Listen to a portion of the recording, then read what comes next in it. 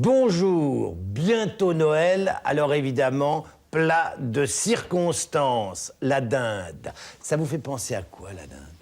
Hein? Au réveillon de Noël, exact, ça fait penser évidemment au réveillon de Noël. Mais figurez-vous, les Français sont des gens bizarres. Avant, on ne mangeait de la dinde qu'au moment de Noël. Et puis finalement, depuis quelques années, on en mange d'un bout de l'année à l'autre. On en mange tellement que vous savez qu'on est devenus les deuxièmes producteurs de dinde du monde. Et les deuxièmes consommateurs. Vous avez une idée de combien on en mange par an et par personne? 4 kilos. On mange 4 kilos de dinde.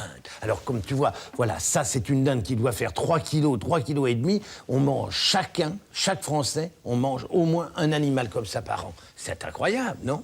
Est-ce que vous savez quel est le premier producteur de dinde du monde? Les États-Unis, oui. Et pourquoi les États-Unis sont devenus les plus gros producteurs de dinde du monde? Parce que là-bas, c'est leur plat national. Vous savez, tous les ans, à la même date, ils fêtent le Thanksgiving Day. Et ils mangent des dindes le jour de Thanksgiving Day. Mais qu'est-ce que ça veut dire? Ah, alors qu'est-ce que ça veut dire? Alors c'est une histoire. Alors figure-toi que, tu sais, les Anglais sont partis pour découvrir l'Amérique. Puis ils sont pris dans une tempête. Plus rien à manger. Ils meurent de faim. Et ils arrivent en vue des côtes du Massachusetts. Ils accostent, et là, ils ont tellement faim, ils voient un énorme animal, ils ne savent pas ce que c'est, mais ils le tuent. Je peux dire qu'ils ne se sont pas fait prier pour le manger, ni pour le faire rôtir. Et c'était une dinde sauvage, tu comprends? Alors, depuis ce jour-là, ça a été tellement inespéré pour eux de trouver ce gros animal et de pouvoir le manger, que dans tous les pays du monde, partout où il y a un Américain qui se trouve, le dernier jeudi du mois de novembre, ils fêtent ce fameux jour de 1620 où ils ont eu la vie sauvée par une dinde et ils en mangent où qu'ils se trouvent. Et c'est comme ça qu'on fête le Thanksgiving Day, le jour où on dit merci d'avoir trouvé à manger. Thanksgiving Day.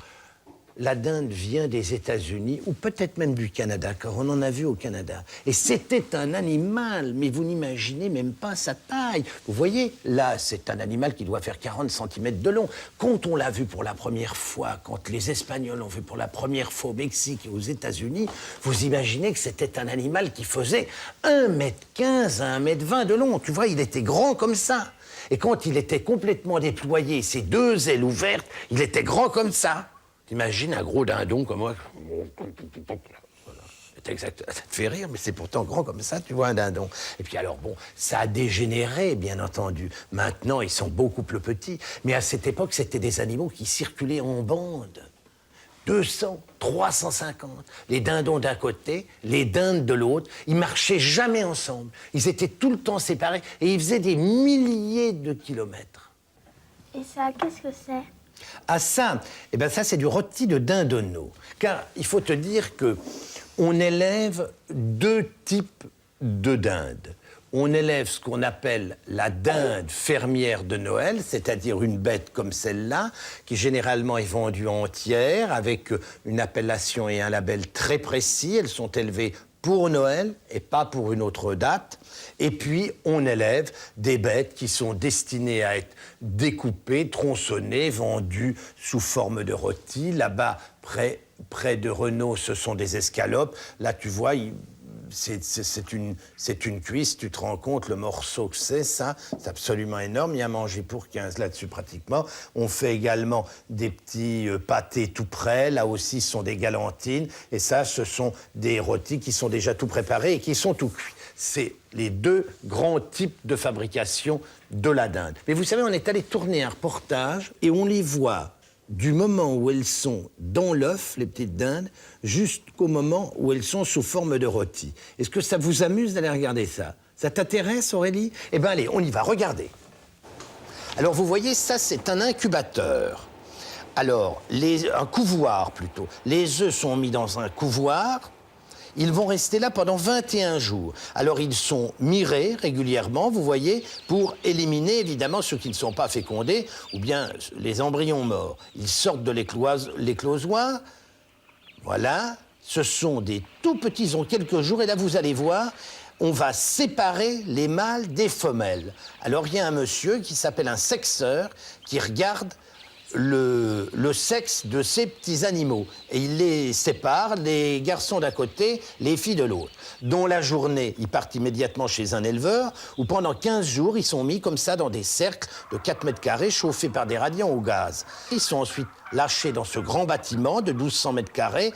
Alors là, ils sont à l'abattoir.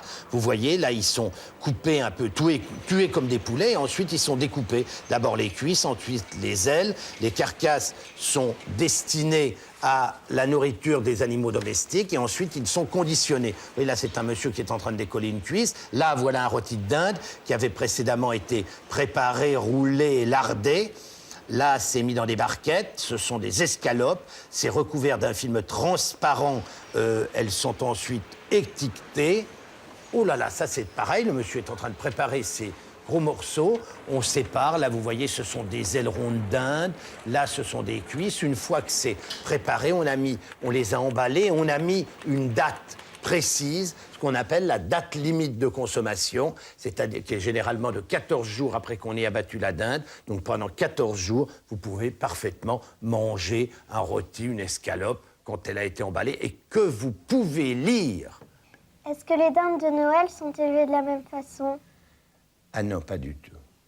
Pas du tout, du tout, du tout. Non, figure-toi qu'on est allé en Bresse, une magnifique région, à côté de Lyon, pour voir comment on élève les dindes de Noël qui sont élevées là en Bresse. Regardez, vous allez voir. C'est à peu près le même principe. Vous voyez, simplement, voilà des dindes. Là, elles vont être élevées en liberté, sur une surface de 20 mètres carrés par animal. Elles vont se nourrir d'herbes, de vermisseaux. Elles vont grossir tranquillement pendant 6 mois. Regardez. Alors ça, elles sont déjà grosses, vous voyez. Elles ne sont pas aussi grosses que nos dindes sauvages d'Amérique dont on parlait tout à l'heure. Alors, en plus de l'herbe, parce que là, vous voyez, regardez là, elles mangent beaucoup, beaucoup d'herbe, elles gratouillent, elles cherchent dans la terre toute leur nourriture. Et puis, pendant 6 mois, ça va durer, là, elles vont se balader. En plus de l'herbe, tiens, regardez, il y en a une qui dit bonjour, là. En plus de l'herbe, on leur donne aussi... Ouh là là, ça c'est un dindon, regardez comme il est gros. Alors en plus de l'herbe, on leur donne aussi des céréales, du blé, du maïs, du blé jaune et noir, du lait. Et là, elles commencent à grossir. Vous voyez, ça c'est le fermier qui est en train de leur distribuer du blé blond, du maïs concassé et du blé noir. Et ça, elles vont n'être tuées que pour Noël. Pour Noël, en dehors de Noël, on ne fait pas avec des dindes de Bresse des rôtis ou des escalopes ou des choses comme ça. C'est beau, non? C'est un bel animal, hein, ce beau plumage noir. Alors quand c'était... Vous voyez, là, elles ont tout un beau plumage noir. Et les dindes qu'on trouvait aux États-Unis, elles avaient des plumes extraordinaires. C'était doré, comme du bronze cuivré, tu sais. C'était absolument magnifique. Elles sont belles, hein, nos dindes. Ça vous dirait pas qu'on aille en manger une? Vous voulez pas qu'on aille en manger une? Vous voulez que je vous... Est-ce que tu cuisines, toi, Renaud? Non. Et toi, Aurélie? Ça dépend, j'aide ma mère des fois. Ah, ça, c'est déjà pas mal d'aider sa maman ou son papa. Et toi, Céline? Des fois. Tu cuisines aussi, et toi, Marie? Moi aussi, des fois. Un petit peu? Un petit peu. Pas trop? Hein? Eh bien, là, on va cuisiner tous les 5 et on va se faire notre petit réveillon en avance, OK? Allez, on va à la cuisine et on va se faire une dinde.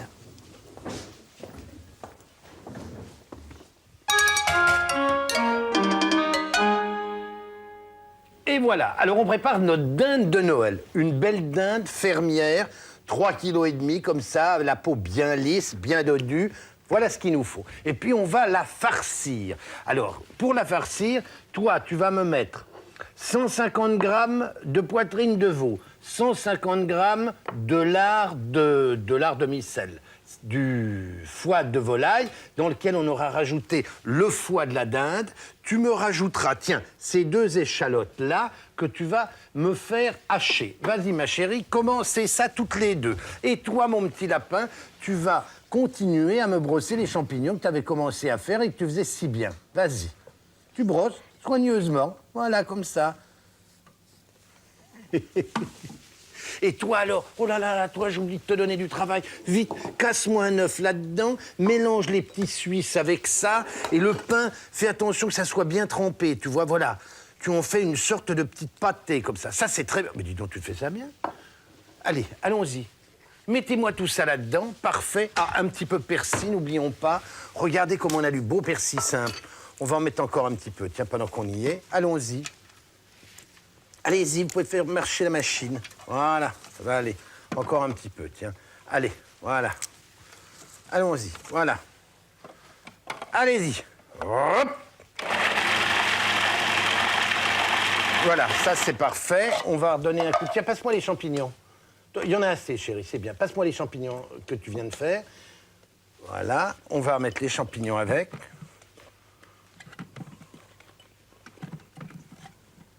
On en a peut-être assez, les champignons. Allez, allons-y, on remet en route la machine. Vas-y.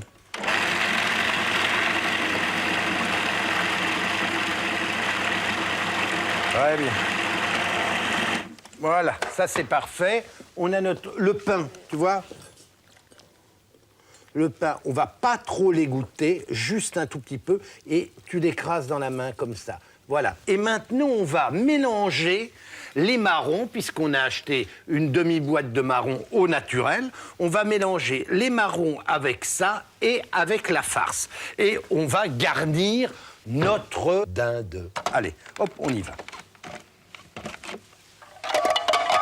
Là, on va faire très attention de ne pas se couper en enlevant le hachoir. Et on y va. On fait le mélange.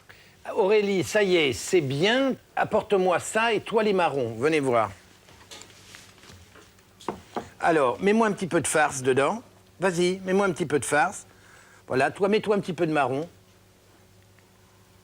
Encore un peu de farce. Un petit peu de marron. Il faut qu'on puisse la fermer parce qu'on va coudre maintenant. Il faut du talent de cuisinier et de couturier pour faire ça. Voilà, ça suffit. Maintenant, on va coudre. Alors, regarde comment tu fais. Tu vois, on passe comme ça dedans. C'est comme si c'était un morceau de tissu. Tu vois? Et on va faire comme ça. Voilà, tu vois, on va laisser un petit peu là dépasser pour que ça... Et voilà. Et on va commencer à fermer pour être sûr que tous les parfums de la farce, là, on va encore un petit peu la beurrer. Tu vois, là, bien comme il faut, comme ça. Faut pas avoir peur. Faut du beurre bien... Là, maintenant, on va en faire aussi. Tu vois, voilà. Et là, on va le mettre dans le four à tout petit feu. Voilà 1h30 de passé. Maintenant, on va arroser. Alors, on l'a mis à thermostat, donc 9. Regardez la tête que ça a, vous voyez?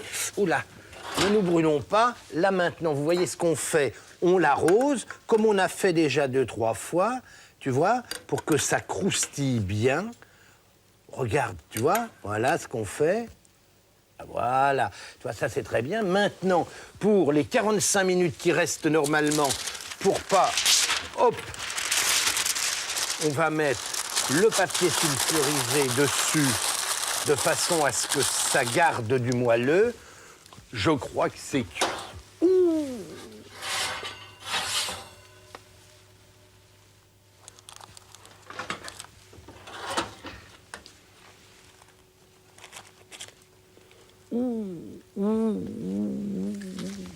Qu'est-ce qu'il veut le porter sur la table? Mets les petites moufles.